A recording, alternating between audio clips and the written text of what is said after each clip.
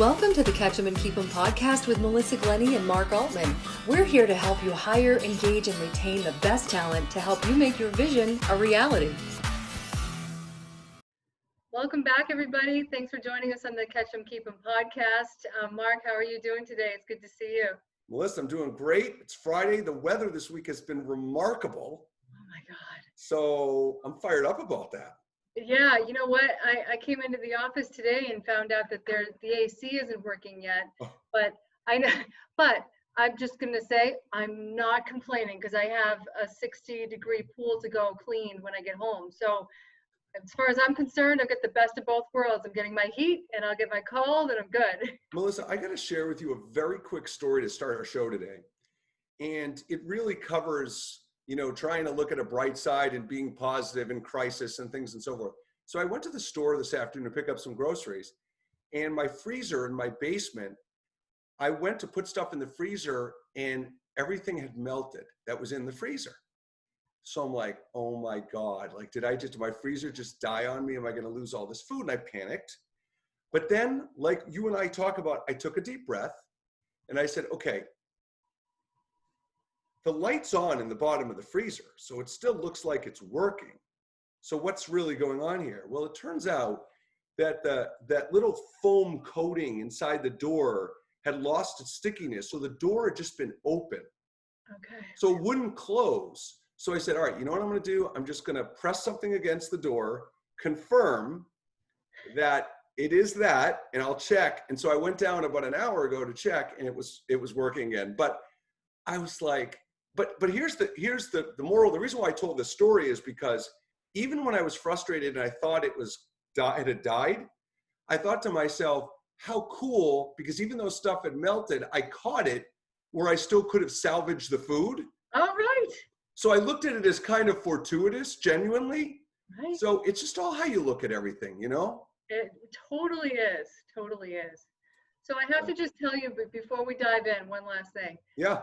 I chose my seat today very strategically because I wanted to demonstrate to you that I do listen and I apply what you say. So I have the elephant behind me. If you want to address the elephant in the room, right there. Right when you said that, I knew exactly where you were going. That was awesome. That was so great. So great. I love it. The other cool part is if I position just right, you like that? That's great. Good luck too. That's great. You know what? I think on my bucket list, I need to get an elephant in the room painting for my house. I think I got to do that. That's awesome. So awesome. I love it. Good to have one. Good to have one. Love it. All right. So shall we talk about reopening? Yes. So here's the thing. I'm seeing a lot of headlines on reopening, and I totally appreciate that they're geared towards logistics and safety. I think that's an obvious emphasis right now. But, I kind of wanted to talk with you about this from more of an existential standpoint in the interest of never wasting a good crisis. I'm asking as a business leader and asking business leaders, do you want to reopen your offices as they were, or do you want to go back into something better? Because I feel right now, if you do want to go to something better than before, this is just such a prime opportunity. I mean, Mark, this is your area. I mean, you're the guru. Would you agree that, people having been out of their offices for 6 or 8 weeks would come back in more of a maybe malleable way and open to change than if they had just been kind of going through the status quo all along? Yeah, Melissa, when you had this idea to talk about this on the show today, it's such a great idea. And I was thinking about it this afternoon before we did the podcast. And I thought to myself, there's something I think that's even before what you're bringing up that needs to be said. And that is the frame of mind people are at when they come back to work. And, I think you're right about the malleable nature, but I think the challenge is from the business side, if you're in a leadership position, when things reopen and people start to come back, and there's just going to be this mindset of, okay, we've got a lot to make up for. We got to catch up. We got to get back to where we were. And there's just going to be a mind frame of playing catch up where I think the people that are coming back to work are confused, are still trying to figure things out. Frankly, they still may have their kids at home. Yeah. I'm sure they still do have their kids at home. Yeah. Who knows for their wife or husband, respectively, what's going on in their worlds? Who knows their financial situation and how they've suffered mentally, emotionally, financially, so on and so forth. And so that's what's going to be interesting. You know, I'm a big fan of the show Billions. Have you ever watched that show? No. So there's a staff psychiatrist on the show. It's a big wealth management company. Oh. And I think there's going to be a big need to get, you know, we talk about body language and reading body language. I think we're going to have to read where people's heads are at, Melissa, because I just think that everybody's not going to come back ready to go. People are going to come back and feel a little lost and flustered. And what you're talking about, and I'll turn it back to you, what you're talking about, which I think is brilliant, is the malleability aspect. And the malleability aspect to me is, I think that through the self-reflection, people are going to look at what they can do better, where they've gone wrong. And I think that they will be more curious and open-minded. That's where I think you're going to see the malleability. Yeah, I mean, and I think that, you know, I was thinking about, you know, like I was saying, never wasting a good crisis. The question for me when I've gone through something individually is, how can I fall forward from this? And it's easy to make a commitment to yourself that you're going to fall forward somehow, some way. But, you know, when you're thinking about that, doing that with an entire team or an entire company, that is, you know, seems to me pretty daunting. How do you, number one, communicate what that even means or what it looks like? And then number two, get the commitment or inspire a desire for people to want to do the same. So I think that what you're saying is really valuable, because if they are in a position where, you know, thinking more creatively, you know, I think that there's a lot of conversations to be had in a way that's very kind of like checking in on where are we now, you know, maybe on a week-to-week kind of basis. Yeah, and I think, Melissa, you know, you deal with this all the time when you're placing people at companies, and it's almost a different kind of alignment. You know, we want alignment on ideas, on strategies, and going forward. But I think when your team comes back together, you've got to get alignment as a leader on where the heads are at of the people on your team. Are people ready to move forward? And I don't mean to paint a negative picture, because frankly, I think there's a lot of people are going to be fired up to be back to work. And I think are going to want to hit the ground running and be really energized and enthusiastic.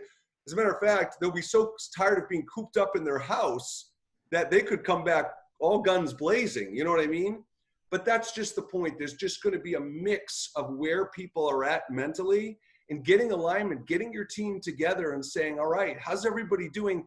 But not just how's everybody doing, literally spending some time with your team, understanding what they're ready for, what they're capable of, and to your point, the malleability level.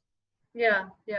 Well, and I think too that, you know, asking the questions, especially coming in fresh from this whole situation, asking the questions of what has been positive, like what, in reflecting back, what changes do we want to, changes that have been maybe imposed upon us, but now if we really examine them, are there things that we want to maintain that as we go forward, and not necessarily just throw everything out from the last 2 months and say, oh God, thank God that's all over with and we're back to normal now. Like, you know, we keep talking about this new normal, and I hate to be cliche, but I think that, you know, asking the question of, you know, what do we not want to go back to doing that we used to do? Well, and I think what's interesting about what you're saying is, you know, in the beginning, I mentioned the whole, well, people are going to come back to work and where's their head at and everything else. But on the flip side, if the mindset of leadership is we've got to play catch up, we've got to get moving, then it wasn't a fall forward, was it? Because the conversation should be, wow, let's re-examine what we were doing. Was it the right direction? Was it the right support? Was it the right guidance? So I think it's brilliant, Melissa, but gosh, you know, time is such a precious commodity for people. And to get your head out of a panic mode in business is so hard for so many people to see through the trees and do what you're telling them they should do, which is fall forward and re-examine, was it the right way with the right people? Yeah. I mean, and that's another great point is, you know, with the right people. I know that, you know, from my personal experience traveling sometimes for an extended period, you know, I'll come back from a long trip and the decisions that had been looming for months, and the processes that we've, you know, been held to for whatever period of time, you know, long time that I probably created myself, I'll look at stuff and say, why are we doing it that way? It seems like it makes so much more sense this way, or this decision really isn't that big of a deal. You know, one day, got it done. So, you know, there is something to be said for, you know, coming in kind of fresh. But I think that, you know, what I'm hearing you say that I think is so important is that, you know, treating this as a starting line, and, you know, this is kind of a new, I'm thinking of it as like a new beginning, right? So we're not trying to scramble and, you know, do 2 months worth of work in the first week, because then I think we just bore ourselves right down into that same hole. Well, Melissa, you use the terms, I really like this. You use the term unfreezing and refreezing of old habits and habits. Talk about that a little bit, because you really connected with me when I read that. I thought, gee, that's an interesting way to phrase it. So what did you mean by that specifically? Well, Mark, I was reflecting back onto times that I've gone away with teams for offsite trainings. And, you know, the offsite training, you know, by the end of it, if it, you know, we'll maybe say it's 2 or 3 days long. So we're 2 or 3 days in, and our minds are all open and we're thinking differently. And then, you know, so I think of it as, you know, okay, so all of these ideas and all of these habits are unfrozen and things can move around. And then we come back to the office, and it's a really critical time because it doesn't take very much time for everything to refreeze again. And, you know, one thing I used to do with my teams is when we would come back, I would totally redo the office. All the desks would be moved around. Everybody's sitting in a new area. I would encourage people just, you know, bring in new pictures, you know, position your body differently. Just do something so that you're not in that same physical space, because I really feel like that helps to encourage staying in a new mental space or not falling back into that old mental space. So that's what I mean by unfreezing and refreezing is, you know, we go through these exercises sometimes on purpose and sometimes because they just happen to us. But I just feel like right now, before everything freezes again, we've got this opportunity that I hope we don't waste. Well, I'll tell you, you know, one of the things that I think would be so incredibly powerful for companies to do in the reopening of these businesses is have a goal setting session. And I know a lot of our listeners might be like rolling their eyes, oh, goals, I know, goals, more goals. However, here's my thought behind it. A lot of companies have goals, but a lot of companies, and most companies in my experience, don't have their employees come up with their own goals. Mm-hmm.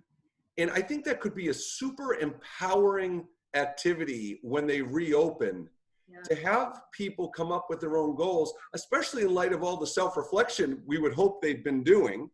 Mm-hmm. Because I think if I was a leader and I had a team of 10 people and I had everyone submit goals and we had a whole discussion around it, that would tell me so much of where people are at, what they've been thinking about, what they aspire to do in their future. Mm-hmm. And I would do it, Melissa, in the frame of, I would do short-term goals and long-term goals. So I think that could be a really empowering activity that's kind of a soft, non-pushy, but it's a fun topic and it could get people thinking and stimulating, and it would really give leadership a bird's eye view of where they're at. I think that's such a fabulous idea, Mark. And you know, I'm also kind of reflecting on my experience setting goals annually with my team, and my team would always come up with their own goals for the year, and it was always refreshing because it opened the door for a conversation that you wouldn't just bounce in any old day of any week in the year and say, hey, let's sit down and talk about this stuff. And I mean, like, some really candid stuff, because I'm thinking about this whole situation and the recession and just the way that it all affected a lot of people when we went through things in 2009. And I would be very interested in hearing from team members what their reflections are on where they are Great in point. their life, in their career. Is this the right path? And not in a way that's threatening, like, I want to know if you want to be here because I'm not sure if I want you here. It's not that at all. It's just No. like, if you can have that kind of a candid conversation, I think that we've got a good opportunity to, you know, help one another move forward in the directions that we really feel compelled to move forward in, and not, you know, hang on because inertia is holding us together.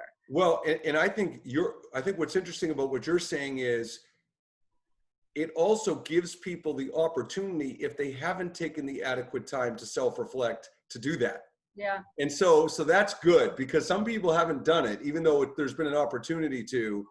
And, you know, it's funny, Melissa, I remember, I mean, I'm 48, but I remember one of the biggest habits I tried to change as a human being, not just as a business owner or a boss or whatever, is I had this mindset of, I just got to get through the day. You know, I've got so much on my plate. Don't ask me about tomorrow. Don't ask me about next week. I just got to get through the day. And it was unnecessary. You know, it wasn't like my life was so hard, like, how am I going to get through the day? It wasn't like that. But I had convinced myself, I just got to get through the day. So the reason why I share that story is because when you talk about, you know, that aspect of reflecting on where they've been and where they had, that is the precursor to the goals conversation. And as a matter of fact, you can't even have the goals conversation if you don't do that first. I mean, that has to happen. Right. So, and for a lot of people, the analogy I'm making is, for a lot of people over the last 2.5 months, for whatever reason, they've just been trying to get through the day. Yeah. So forward thinking, they're not even thinking about the future because there's no control over the future. Right. So I love that. I think that is the absolute part one. And look, I can only speak, I think I can speak for Melissa in this case. We want people that are passionate about what they do. We want people that feel like they have a sense of purpose. I know that's who we want for our companies. I know those are the kinds of people we like to be around. But you know, if you're in a hiring position at a company and you are looking at the new normal of the future, you want to know this information about people, because if people are just checking off boxes and getting through the day, in the long run, it's not going to pan out. Yeah. Yeah. You know, Mark, as this is kind of coming together, I was just thinking, I'm more than happy to put this together, but I would love to offer a question guide to anyone who would be interested in, like, just the talking points for this kind of a conversation. That'd be awesome. Yeah, yeah. Because you know, it's not always easy if you're not used to having these conversations. It's not easy to go into it. Well, so God, Melissa, you're so right. I mean, two quick things. One is, I had a client call me up the other day and asked me to do a virtual training on change management, and more so on how leaders can be more empathetic as people are coming back to work. Mm-hmm. So I said to her, the woman I was speaking with, I said, listen, I can teach people how to do it, but if they haven't done it previously, I'm not so sure it's going to come across authentically. Right. So it's one thing to know how to do it. It's one thing to really invest in doing it. Mm-hmm. Right? Yeah. And I was reading a quick article about Warren Buffett. It was long, really old blog Warren Buffett had written. And the blog, Melissa, was about saying, how are you doing? The question, how are you doing? And what he spoke about is, it's the worst possible thing you could actually ask someone in a professional situation, because the typical script of how are you doing is, how are you doing? Good. How are you?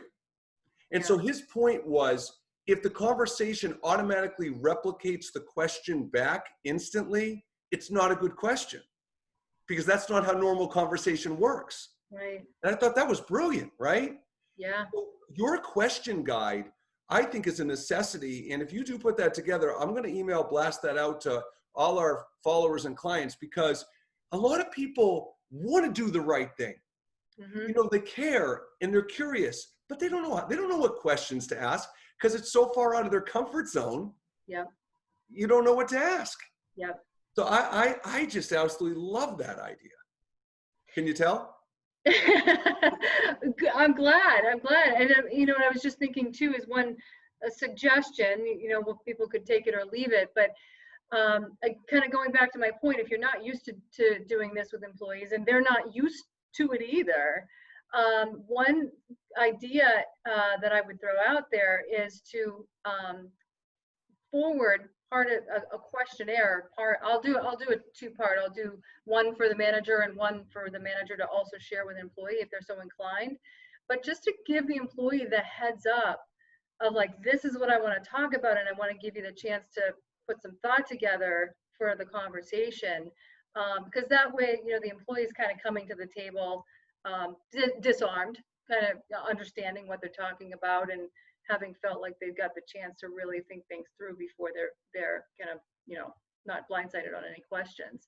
So that's another angle that I've taken with my team before. Yeah, and so what's interesting about what you're talking about there is, it can be so awkward, right? So if you think of pre-COVID times and you didn't really talk to your leader about a lot of personal stuff, or they weren't doing monthly coaching sessions or check-ins, and that doesn't mean they're a bad leader. I'm not stigmatizing.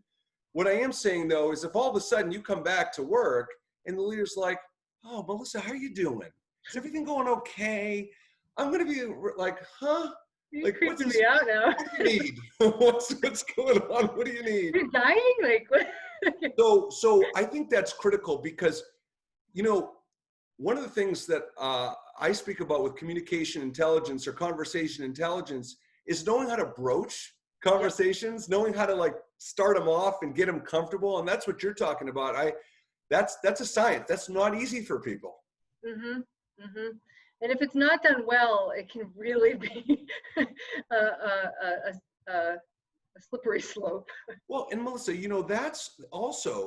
that's why I'm such a huge fan of Brene Brown and vulnerability, because to me, one of the ways you do that as a leader is if you work for me and all of a sudden I'm coming out of the blue having this conversation, I start the conversation by kind of maybe sharing what's been going on in my head, what I've been worried about, thinking about, nervous about, to kind of set the table for, this is okay, I'm talking to you, I'm making myself vulnerable so you can too.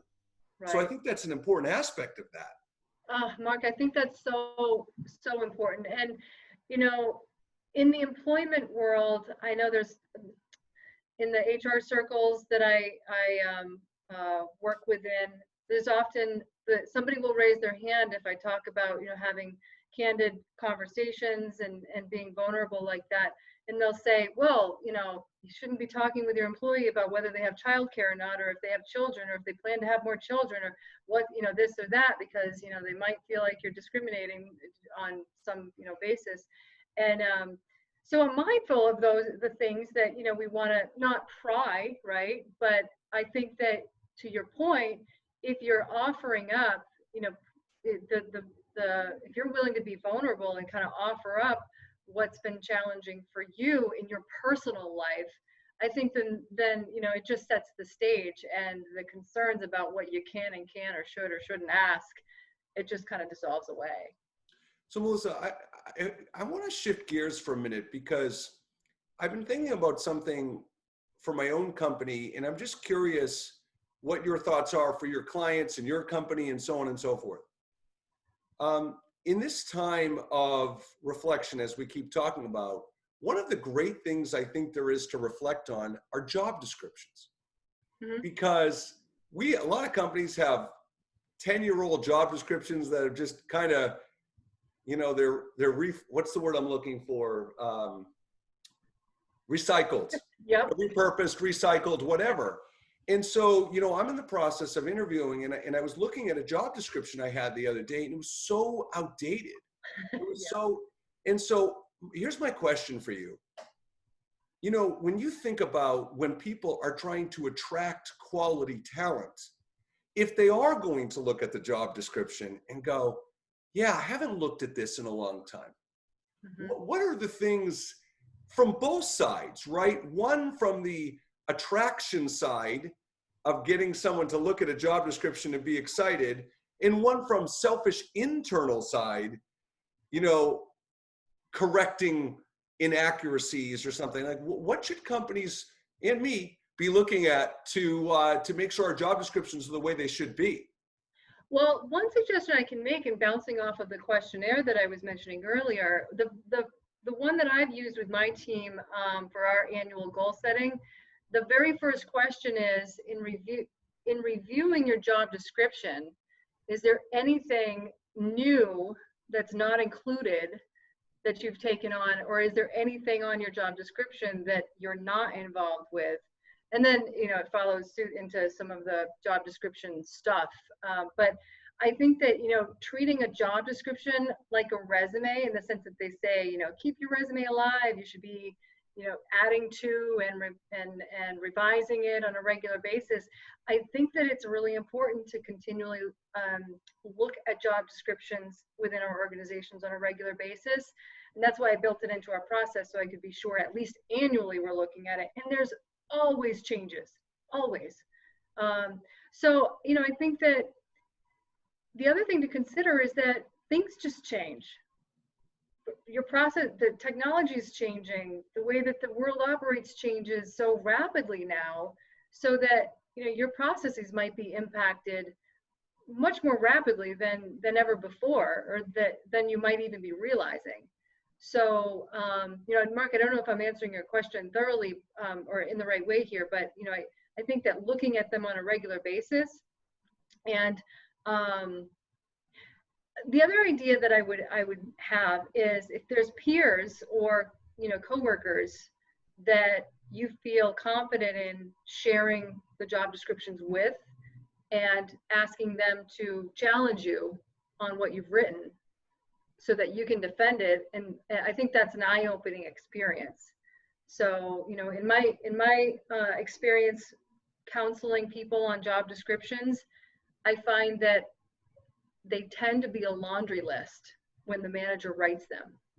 Melissa, would you ever, has it ever been part of your recommendations or strategies to tailor a job description generationally? So if you were handed a job description, and let's say the person said to you, okay, the target audience we have for this is a millennial, just for the sake of discussion. Would you ever look at a job description and go, well, if it's for a millennial, I may approach it a little differently? Is that part of your thought process and recommendations? I think that essentially, yes. I've never thought about it that way, but I do think of it as a two-way street. So oftentimes, you know, I have the basic definition and the framework of what the organization needs, but I also leave some room, realizing every individual is different, and they're going to have some special talents, and they're also going to have some particular, you know, weaknesses. Nobody's perfect. Nobody's going to fit a job description perfectly. So I'm not looking at, you know, I don't expect to get 10 out of 10 in every category, right? But I do look at it like, well, where can we be leveraging to capitalize on their strengths as much as possible? And also, how does what we're offering in an opportunity appeal and help develop them? So, you know, I'm asking it from that angle too.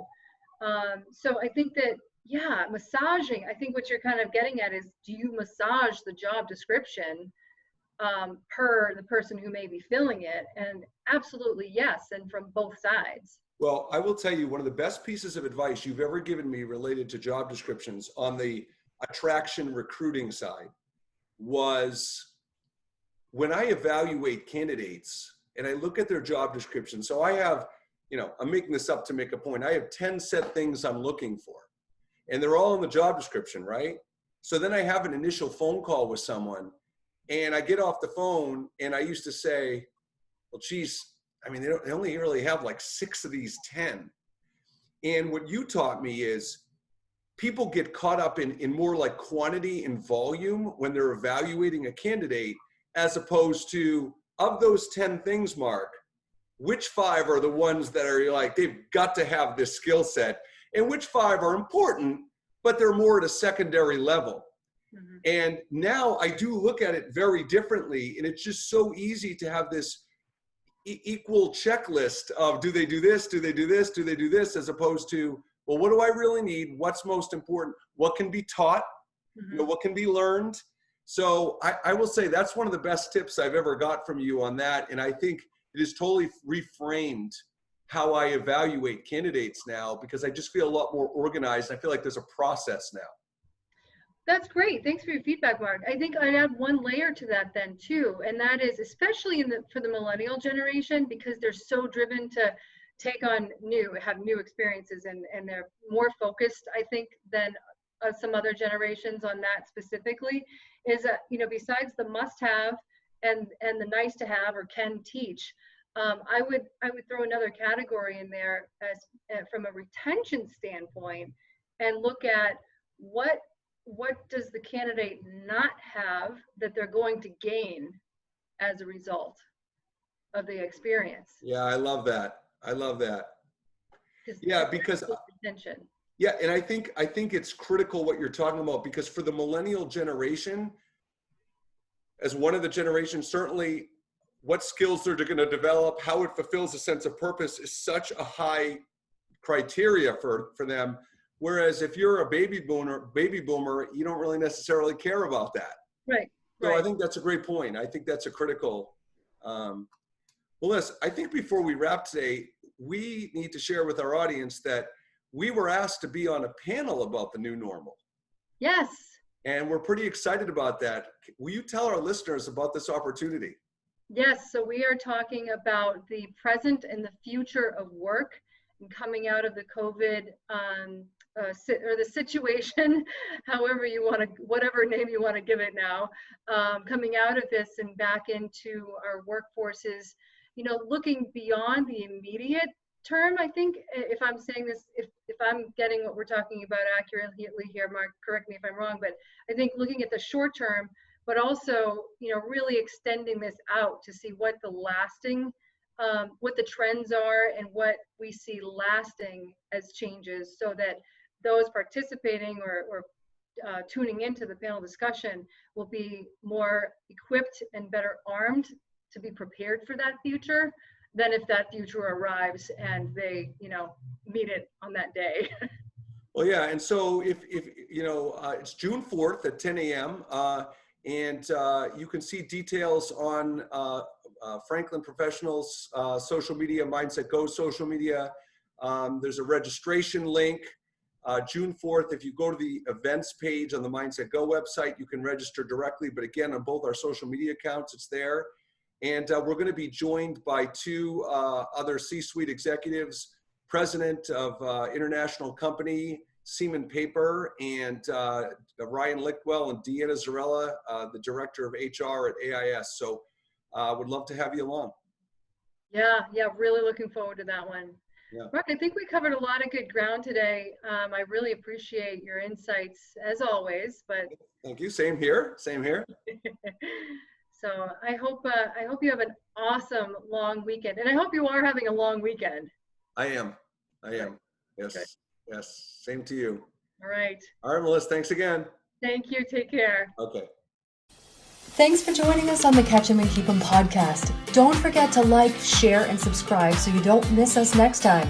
In the meantime, remember that engaging your people is a daily task, and recruiting is a process, not an event. If you need help, just ask. Connect directly with Melissa at franklinprofessionals.com and Mark at mindsetgo.com.